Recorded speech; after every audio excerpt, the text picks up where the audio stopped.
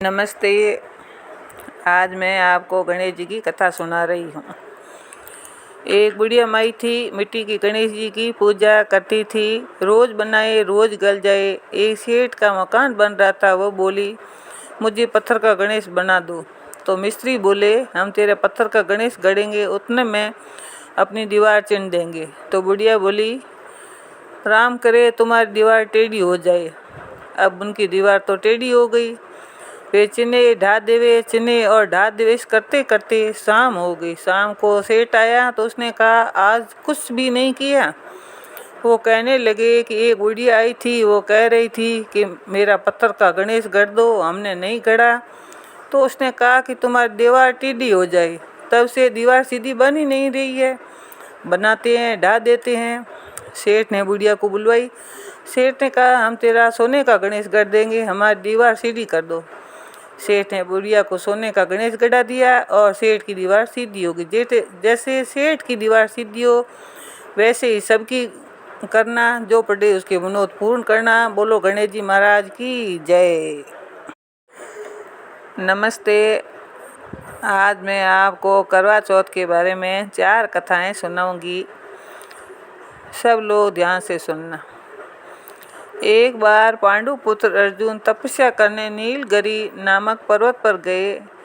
इधर द्रौपदी बहुत परेशान थी। उनकी कोई खबर न मिलने पर उन्होंने कृष्ण भगवान का ध्यान किया और चिंता व्यक्त की कि कृष्ण भगवान का बहना। इसी तरह का प्रश्न एक बार माता पार्वती ने शंकर जी से किया था। तब शंकर जी ने माता पार्वती को करवा चौथ का व्रत बतलाया। इस व्रत को करने से स्त्रियां अपने स्वास्थ्य की रक्षा हर आने वाले संकट से वैसे ही कर सकती है जैसे एक ब्राह्मण ने की थी। प्राचीन काल में एक ब्राह्मण था, उसके 7 लड़के एवं एक गुणवती लड़की थी। एक बार लड़की मायके में थी, तब करवा चौथ का व्रत पड़ा। उसने व्रत को विधि पूर्वक किया। पूरे दिन निर्जला रही, कुछ खाया पिया नहीं। पर उसके 7 भाई परेशान थे कि बहन को प्यास लगी होगी, भूख लगी होगी, पर बहन चंद्रमा निकलने का इंतजार कर रही है, उसके बाद जल ग्रहण के। तो भाइयों से रहा नहीं गया। उन्होंने शाम होते ही बहन को बनावटी चंद्रोदय दिखा दिया। एक भाई पीपल की पेड़ पर छलनी लेकर चढ़ गया और दीपक जलाकर छलनी से रोशनी उत्पन्न कर दी। तभी दूसरे भाई ने नीचे से बहन को आवाज़ दी, देखो बहना, चंद्रमा निकल आया है और पूजन कर भोजन ग्रहण करो। बहन ने भोजन ग्रहण किया। भोजन ग्रहण करते ही उसके पति की मृत्यु हो गई। अब वह बहुत दुखी हो विलाप करने लगी।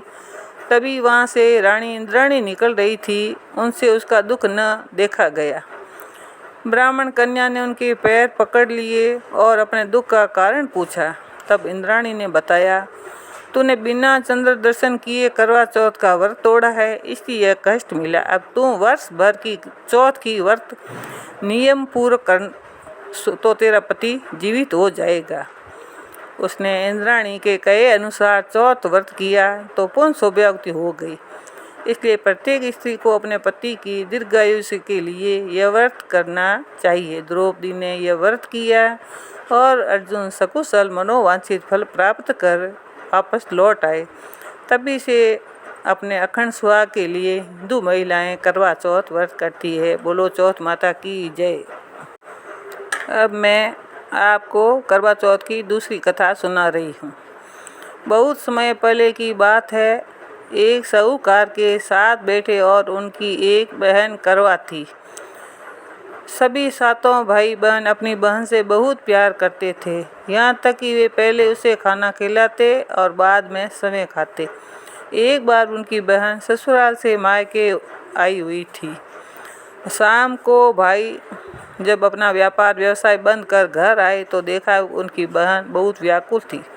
सभी भाई खाना खाने बैठे और अपनी बहन से भी खाने का आग्रह करने लगे, लेकिन बहन ने बताया आज उसका करवा चौथ का निर्जल व्रत है। वह खाना सिर्फ चंद्रमा को देकर ही, उसे अर्घ्य देकर ही खा सकती है, क्योंकि चंद्रमा अभी नहीं निकला है। इसलिए भूख प्यास से व्याकुल हो उठी। सबसे छोटे भाई को अपनी बहन की हालत देखी नहीं जाती और वह दूर पीपल के पेड़ पर एक दीपक जलाकर छलनी की ओट में रख देता है और दूर से देखने पर ऐसा प्रतीत होता है कि जैसे चतुर्थी का चांद उदित हो रहा है। उसके भाई अपनी बहन को बताता है कि चांद निकल आया है, तुम उसे अर्घ्य देने के बाद भोजन कर सकती हो। बहन खुशी के मारे सीढ़ियों पर चढ़कर चांद को देखती है, उसे अर्घ्य देकर खाना खाने बैठ जाती है। पहला टुकड़ा मुंह में डालती है तो उसे छींक आती है और दूसरा टुकड़ा डालती है तो उसके मुंह बाल निकल आता है। जैसे ही तीसरा टुकड़ा मुंह में डालने की कोशिश करती है तो उसके पति की मृत्यु का समाचार उसे मिलता है। वह बौखला जाती है। उसकी भाभी उसे सच्चाई से अवगत कराती है कि उसके साथ ऐसा क्यों हुआ। करवा चौथ का व्रत गलत तरीके से टूटने के कारण देवता उससे नाराज हो गए हैं और उन्होंने ऐसा किया है। सच्चाई जानने के बाद करवा निश्चय करती है कि वह अपने पति को अंतिम संस्कार नहीं होने देगी और अपने सतीत्व से उन्हें पुनर्जीवन दिलाकर ही रहेगी। वह पूरे साल तक अपने पति के शव के पास बैठी रहती है, उसकी देखभाल करती है। उसके ऊपर उगने वाली सुई नुमा घास को वह एकत्रित करती जाती है। एक साल बाद फिर करवा चौथ का दिन आता है। उसकी सभी भाभियाँ करवा चौथ का व्रत रखती है। जब भाभियाँ उसे आशीर्वाद लेने आती है तो प्रत्येक भाभी से यम सुई ले लो, पिए सुई दे दो, मुझे भी अपनी सुहागिन बना दो, ऐसा आग्रह करती है। लेकिन हर बार भाभी उसे अगली भाभी से आग्रह करने को कह चली जाती है। इस प्रकार जब छठे नंबर की भाभी आती है तो उसे करवा उससे भी यही बात दोहराती है। यह भाभी उसे बताती है क्योंकि सबसे छोटी भाई की वजह से उसका व्रत टूटा है, अतः उसकी पत्नी में ही शक्ति है, वह तुम्हारे पति को दोबारा जीवित कर सकती है। इसलिए जब वो आए तो तुम उसे पकड़ लेना, जब तक वह तुम्हारे पति को जिंदा न कर दे उसे नहीं छोड़ना। ऐसा कहकर वह चली गई।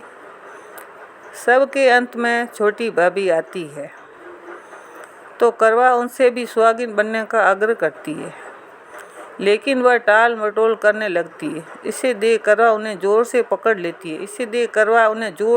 लेती है और अपने सुहाग को जिंदा करने के लिए कहती है। भाभी उससे छुड़ाने के लिए नोचती है, खसोटती है, लेकिन करवा नहीं छोड़ती। अंत में उसकी तपस्या को देख भाभी पसीज जाती है और अपनी छोटी अंगुली को चीर कर उसमें से अमृत उसके पति के मुंह में डाल देती है और करवा का पति तुरंत श्री गणेश कहता हुआ उठ बैठता है।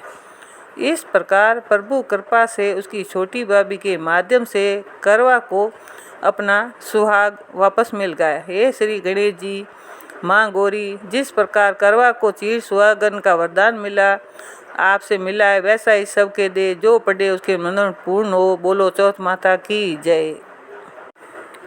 नमस्कार।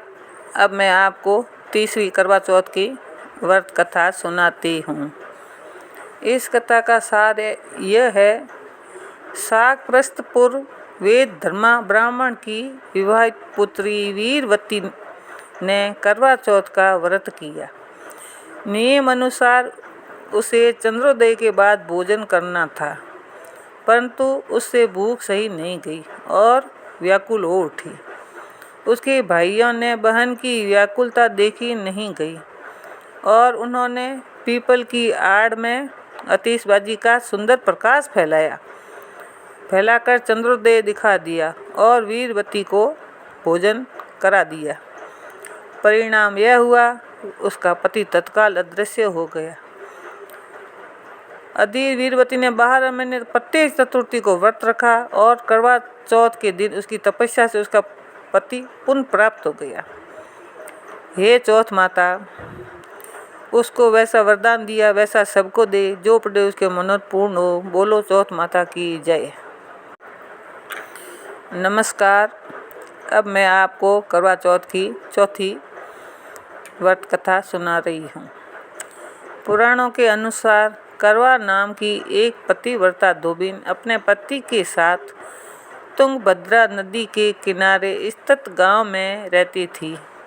उसका पति बूढ़ा और निर्बल था।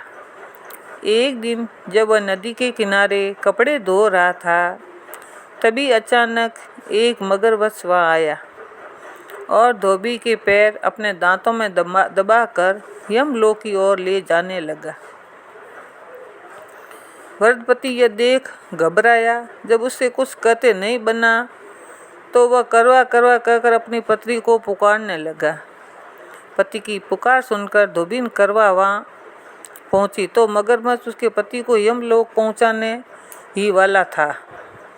तब करवा ने मगर को कच्चे धागे से बांध दिया और मगरमच्छ को लेकर यमराज के द्वार पर पहुंची। उसने यमराज से अपने पति की रक्षा करने की गुहार लगाई और साथ भी ये भी कहा कि मगरमच्छ को इसके इस कार्य के लिए कठिन से कठिन दंड देने का आग्रह किया और बोली कि हे भगवान, मगरमच्छ ने मेरे पति के पैर को पकड़ लिए। आप मगरमच्छ को इस अपराध के दंड स्वरूप नरक भेज दें।